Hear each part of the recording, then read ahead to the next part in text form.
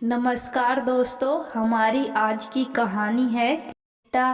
तुम्हारी भाभी के हाथ की छुई हुई रोटी भी खाने में मुझे घृणा आती है। अरे क्या कहूँ अब बेटा भुवन, मुझे अब तुम्हारी भाभी के हाथ की छुई हुई रोटी भी खाने में आजकल बड़ी घृणा सी होती है। अपनी माँ के ये शब्द सुनकर भुवन पूरी तरह चौंक गया। उसकी भाभी की माँ की कमर में फ्रैक्चर हो गया था। पहली बार 24 वर्षों के दाम्पत्य में लक्ष्मी ने अपनी माँ की सेवा के लिए कदम उठाया। अपने बेटे के सहयोग से वह उन्हें गांव से ले आई अपने साथ। उनकी दोनों भाभियों ने नाराजगी के चलते अपनी सास की किसी प्रकार की सेवा से स्पष्ट इनकार कर दिया था। ऑपरेशन के बाद उन्हें अस्पताल से छुट्टी तो मिल गई, पर बिस्तर पर पूरी तरह आश्रित हो गई थी। वो लक्ष्मी का काम बहुत बढ़ चुका था। अपनी माँ की रोज की साफ सफाई, उन्हें तैयार करना और समय पर सारी देखभाल, इसमें उनका मल मूत्र उठाना और उसका निस्तारण सम्मिलित था। जैसे कि विदित है, ये कार्य कोई नर्स भी नहीं करती। उस पर सीमित आय और इस कार्य की परेशानी मध्यम वर्गीय परिवार को कोई सेवक भी नहीं मिलता। जल्दी इन सेवाओं के लिए लक्ष्मी को उनके डायपर वगैरह भी स्वयं ही फेंकने पड़ते।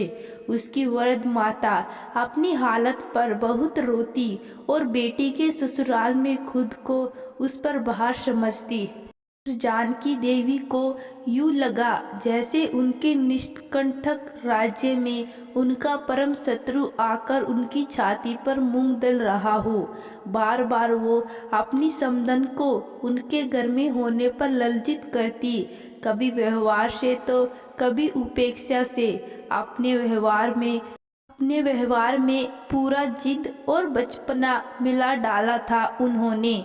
दोनों बेटे उनके डलहौजी नीति के कारण अलग अवसर थे, पर उन्होंने अपनी माँ से मुंह नहीं फेरा था। उनके मातृत्व की पूरी परवाह थी उन्हें। भुवन अपनी माँ सारी शिकायत चुपचाप सुनता जा रहा था। उसे अपनी अपनी माँ के तेज तरार स्वभाव का बचपन से ज्ञान था। यूं भी उसकी माँ जानकी देवी अपनी छोटी छोटी जिदों को लेकर जानकी ही पैसी हो जाती थी।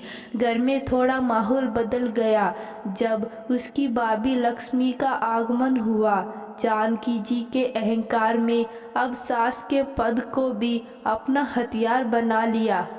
इस तरह वो अपने दोनों बेटों को अपनी जिद और महत्वाकांक्षा दोनों में पिसती। जब दोनों की शादी हो गई तब भी अपनी सत्ता के लिए बेटों में फूट डालकर अलग कर दिया। पर बेटों ने न तो अपने कर्तव्यों में कमी की, न जानकी देवी ने अपने स्वभाव और ममता में। चूंकि घर एक ही था पर दरवाजे अब दो थे, वो एक बेटे से नाराज होती तो दूसरे के पास रह जाती। सो अब बेटों में भी इतना साहस अवश्य था कि अपनी माँ को उनकी किसी गलत बात का एहसास करा सके। जानकी जी की बातों को सुनते भुवन ने उनसे आराम से कहा, मम्मी अगर आपका मन नहीं करता तो आप गौरी, भुवन की पत्नी और उनकी छोटी बहू का बना खाना खा लीजिए। पर जानकी देवी बोली, वो मेरा अधिकार है। जब मन होगा, जहाँ खाने का मन करेगा खाऊंगी, पर शर्म लक्ष्मी अम्मा को आनी चाहिए। बेटी की सेवा ले रही है, उसकी ससुराल आकर कन्यादान करने के बाद भी माँ इसलिए भुगत रही है क्योंकि इसने मेरा मन बहुत दुखाया है। भुवन हैरानी से और दुख के से इतना ही बोल पाया कि मम्मी बहुत गलत विचार है आपके। वो मजबूरी में आपके घर आई है, अतिथि है। आपको ठीक से बर्ताव करना चाहिए और उनसे प्रेम से बोलना चाहिए। प्रेम से मैं ना बोलूं? अगर ये व्यवहार की अच्छी होती तो इनकी दोनों बहुएं इनकी देखभाल न करती। फिर फुसफुसाकर बोली, ये खूब लड़ती हैं अपनी बहुओं से, वरना कोई क्या पानी न देता इन्हें। वैसे भी मैं सास हूँ तो बड़ी बहू का मेरी सेवा का पहला फर्ज है। तुम्हें क्या लगता है गौरी, कहकर उन्होंने लड्डू मुंह में डाल लिया। इस पर गौरी, जो बहुत देर से उन्हें सुन रही थी, बोली, मम्मी जी, मुझे नहीं पता कि भाभीियों ने अम्मा के साथ क्या किया।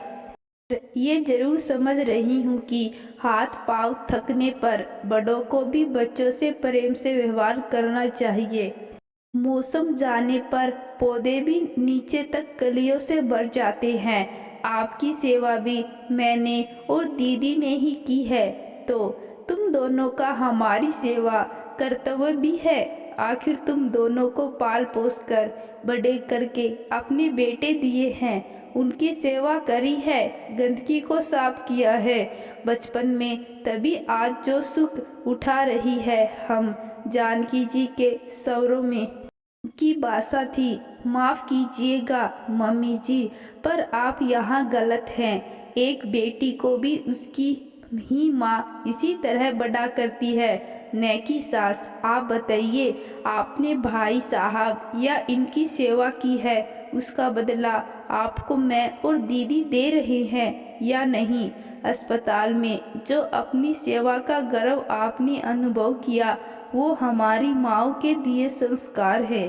क्या कोई माँ तराजू से तोलकर बच्चे पालती है या बेटा बेटी में अंतर करके, जैसे कभी अम्मा ने दीदी की सेवा की होगी। उनके जन्म लेने के पहले दिन से उन्हें आपकी सेवा योग्य बनाकर आपके घर भेजा, तो यह उनको उनकी बेटी के मातृत्व की भेंट है। वह भी जब तब सब भाई साहब नहीं, सिर्फ दीदी कर रही है। आपको बहुओं से अपनी सेवा करवाना अच्छा लगता है, पर हमने जिनसे सेवा ली है उनकी सेवा करना क्यों खटकता है।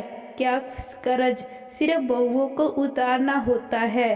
बेटियां मुक्त हैं, इससे भुवन ने आखिर में सब इतना कहा। वो दुगने कष्ट में है, अपने घर में मेहमान है, प्यार से बोलना चाहिए। अगर ऐसा करोगी आपका ही सम्मान बढ़ेगा।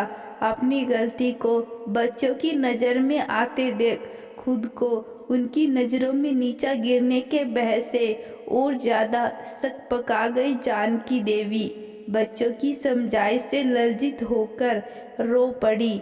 गौरी ने उन्हें भावुक होकर गले से लगा लिया। जानकी देवी ने भी अपने व्यवहार को थोड़ा सा सुधार लिया है। तो दोस्तों, आज की कहानी आपको कैसी लगी कमेंट बॉक्स में ज़रूर बताना। धन्यवाद।